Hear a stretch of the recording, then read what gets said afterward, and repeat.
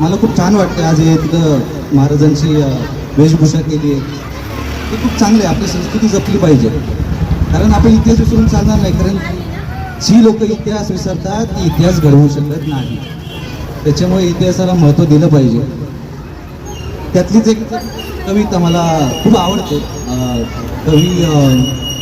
कवी भूषण यांनी लिखित शेर शिवराज आहे. खूप आवडीची कविता, मस्त आहे. इंद्रजनी जंबबर आडव अंबबर रावण सदंबबर रघुकुल राज है. पवन पार बाईबर संबुरती नाह पर जो सहस्त्र बाह पर राम द्विज राज है.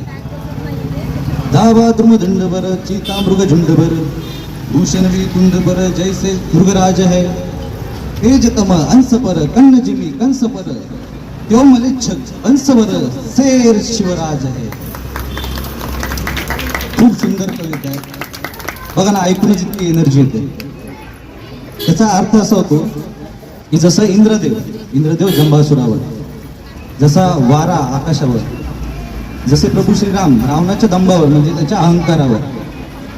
पवन बाई बाहबर संबुरती नाह पर जो सहस्त्र बाहबर राम द्विजराज आहे.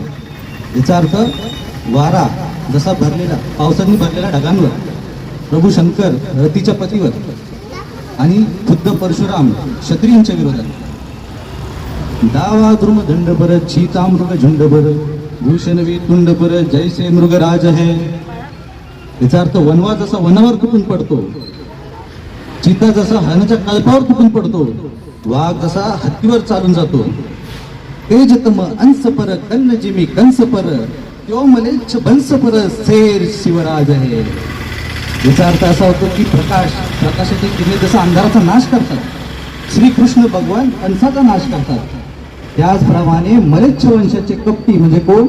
आदिलशाही, निजामशाही, मुघलशाही, सिद्धी, पोर्तुगीज, इंग्रज या सर्वांचा नाश करणारे छत्रपती शिवाजी महाराज शेर आहेत. किती छान म्हणजे कवी भूषण यांनी लिखित महाराजांच्या पराक्रमाचे वर्णन आहे.